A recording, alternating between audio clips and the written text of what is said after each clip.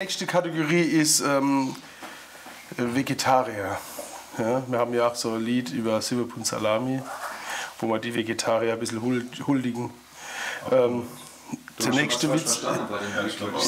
Ja, oder diskriminieren. Achso, huldigen diskriminieren. Ja, das ist dasselbe. Du weißt, wir sind ja sehr weltoffen. Steht auch in dem Buch drin. Ja. Wie heißt Bruce Lee vegetarischer Bruder? Brokkoli. Ich fand ihn gut. Ja. Komm, da geht noch was.